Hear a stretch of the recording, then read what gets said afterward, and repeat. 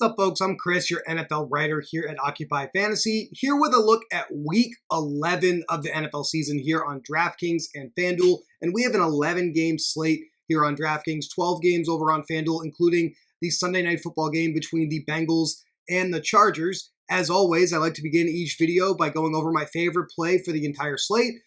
This week, it's Christian McCaffrey. We got a low-owned Christian McCaffrey last week who gave us a pretty modest, I would call it a floor game of 16.7 DraftKings points here at his usage, which was incredible. He played 88% of offensive snaps last week for the 49ers. Each of Jordan Mason and Isaac Arendo, his backups, played like 3 snaps each. He ran 33 of a possible 40 routes. So even though the efficiency wasn't necessarily there for McCaffrey, just 3 yards per carry in last week's game for the 49ers, we're expecting a much better result here at home in a division game against the Seattle Seahawks. And so is the field. McCaffrey's going to approach like 30 to 40% owned on both DraftKings and FanDuel. So I definitely think he has to be in all of your low risk / cash game lineups this week in this matchup, but probably in a healthy portion of your high risk lineups as well. He does rank very highly in the Occupy model also.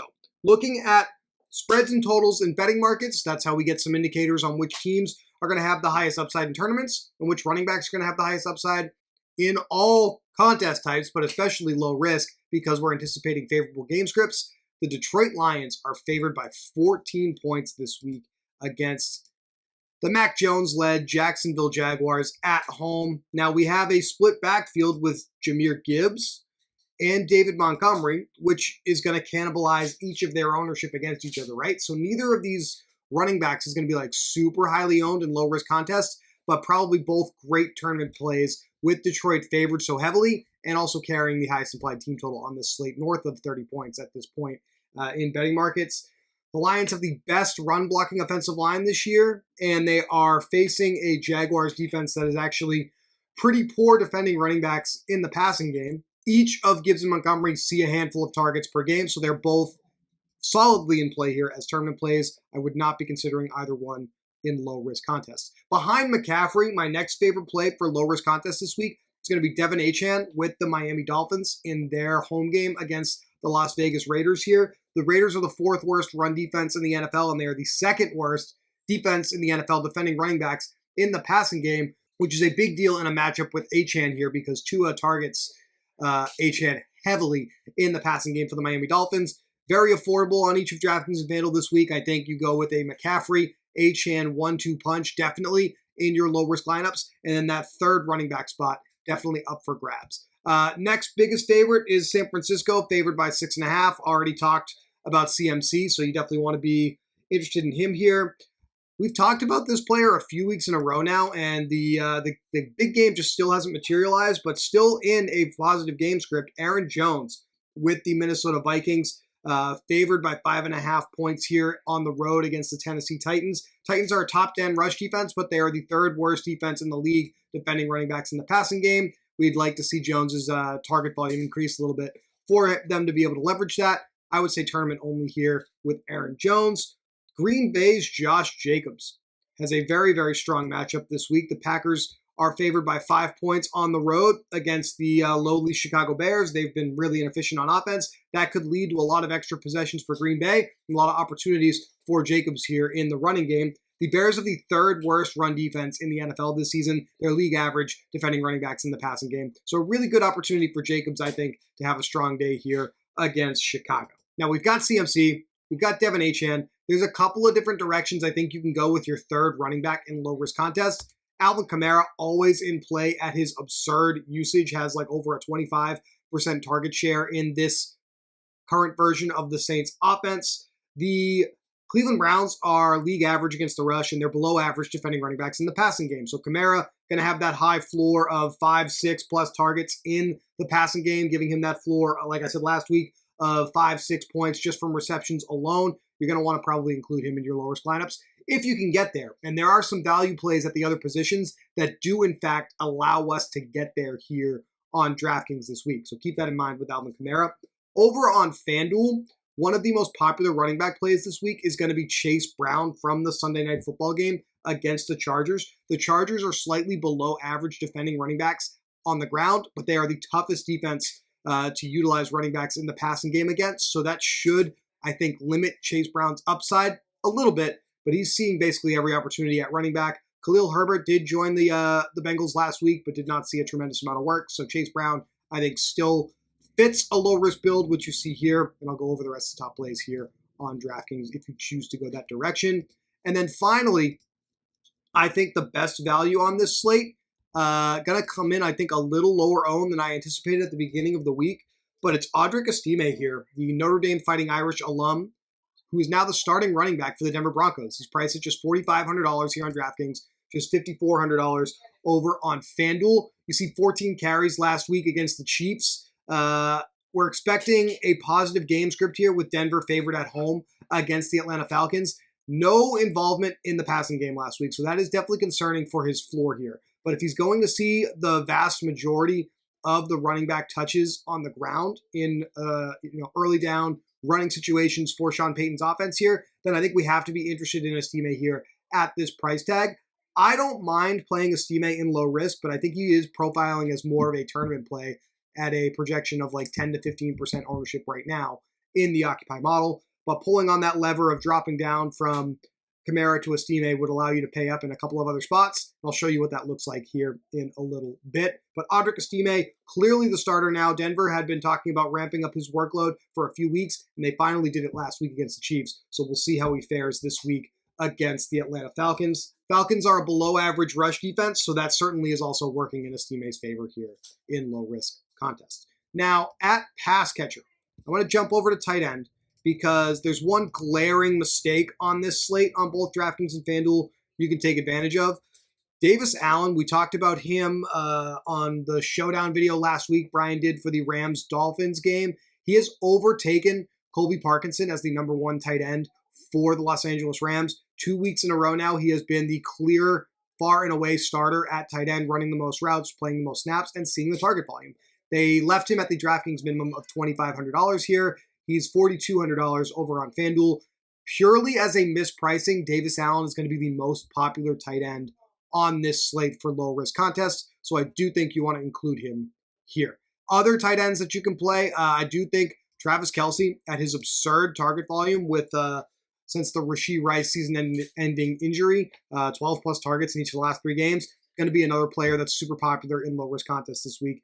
And you can find your way to him based off of the other value that is available, like Estime and a couple of the receivers I am about to discuss here. So other than these two guys, really every other tight end that you can play, viable in tournament lineups. Other values strictly for high risk now.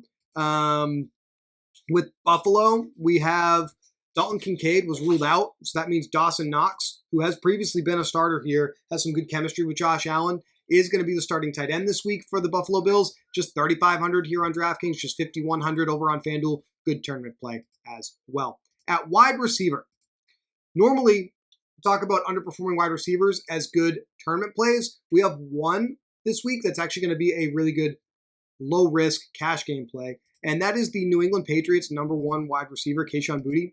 Boutte has clearly overtaken the number one route participation role and also target volume role in this offense. You see exactly 6 targets over the last 3 weeks of play. He's the number one underperforming wide receiver in the Occupy model this week. When we look at Boutte's opportunities in this offense, he is seeing just 20% of team targets in New England's last 3 games, but he has 42% of the team's air yards at a 17.7 yard average depth of target.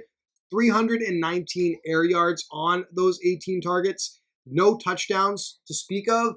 NFL receivers right now are averaging a touchdown around every 170 air yards. So we have Boutte underperforming his opportunities by almost 2 expected touchdowns. So there is serious regression in play here for Kayshon Boutte. New England, 4-point underdogs at home against the Rams here, and Boutte is probably going to be the most likely wide receiver to benefit from Drake May chasing points here. So you're going to see him in virtually every low-risk lineup this week, so I think you want to make sure you include him as well. Off of their bye, the Cleveland Browns are coming back to the table here with Cedric Tillman. Cedric Tillman has been their number one receiver since the Amari Cooper trade, and unlike Boutte, the touchdown volume has been there. But the role still extremely strong. 24% of team targets, 33% of team air yards, and just Extremely incredible volume. You see 9+ targets in those 3 games that I'm talking about here at just $5,300. His price has come up a little bit. You see it's gone up basically $1,000 each week. Still low enough where everyone is going to flock to Tillman in low-risk contests here on DraftKings. So I definitely think you want to include him in your lineup. I'm going to jump down to the defense this week because there's a couple of different spots that make sense. Miami going to be very popular at home against the Las Vegas Raiders here. So I like playing them quite a bit. It looks like as a true punt, as underdogs, the Titans against the Sam Darnold-led Minnesota Vikings will also be a healthy, like 15 to 20% owned in DraftKings tournaments. So you can certainly come all the way down to Tennessee in low risk as well. And then another defense that is going to be very popular this week is going to be those home slight favorite Denver Broncos against the Atlanta Falcons as well. That's where the field is for defenses this week.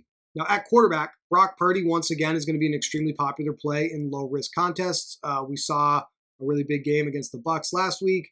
Now we get a game against Seattle. This is our second divisional game for San Francisco against Seattle, and Purdy had a pretty good day against the Seahawks on the road. Gave us 24 DraftKings points. We're expecting similar output at just $6,600. So I don't mind playing Brock Purdy again here in low risk.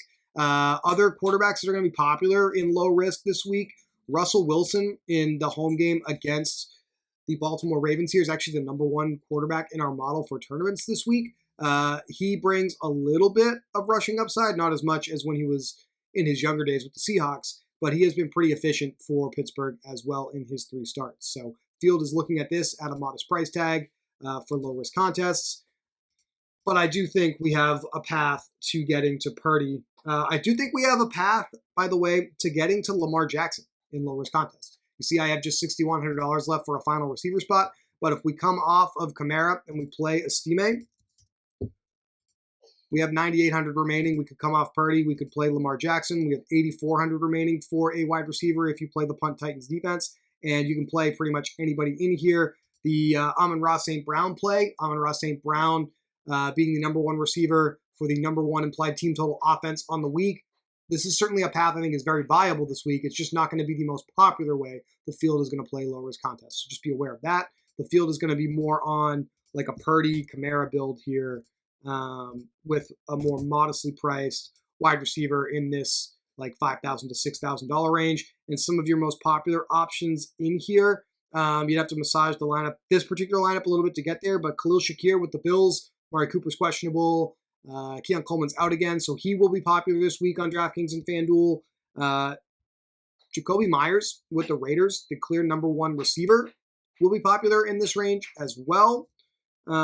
So there are your options to make a low-risk lineup fit here. Cortland Sutton with the Denver Broncos, also as Bo Nix's clear number 1 target, 9+ targets last 3 games, fits this build as well. So pretty, I would say, straightforward week for low-risk contests right now based off of some of the options that I've discussed here.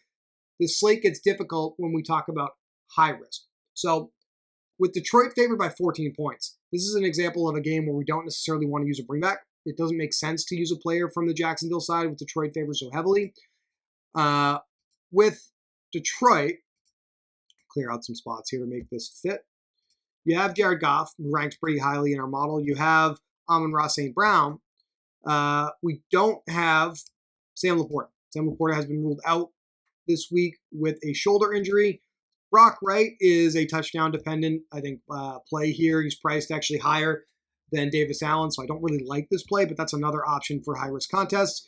And you have Jameson Williams, who inserted himself back into the lineup last week against Houston and had a decent involvement, 5 targets in that primetime game. You could also consider him for high-risk builds. But if you're going to stack the Lions in their 30-point-plus team total, I would go with Goff, Amon-Ra St. Brown, Jameson Williams. Basically, you could double Goff. You could go with a 2-0 here. And I wouldn't necessarily use I'm flat out would not use a bringback from the Jaguars being led by Mac Jones here. Just don't think that makes a ton of sense. My favorite stacks on this slate, Baltimore Ravens continue to be a high-flying, high-upside offense. So I love Lamar Jackson. I love Zay Flowers as the number 1 target. But we have seen Rashad Bateman continue to see a really strong volume-based role in this offense with high upside. We saw him get there a little bit last week at his price tag, 17 points with the touchdown against the Bengals. You could certainly go with some Baltimore 2-0s, 2-1s here, because you also have on the Pittsburgh side George Pickens, who has had a really strong role all season long as the clear number one threat. So I like Baltimore and Pittsburgh stacks. San Francisco, it's where the low risk build is going to be, but I like it for high risk. Also, we go back to this. We have Purdy, we have McCaffrey.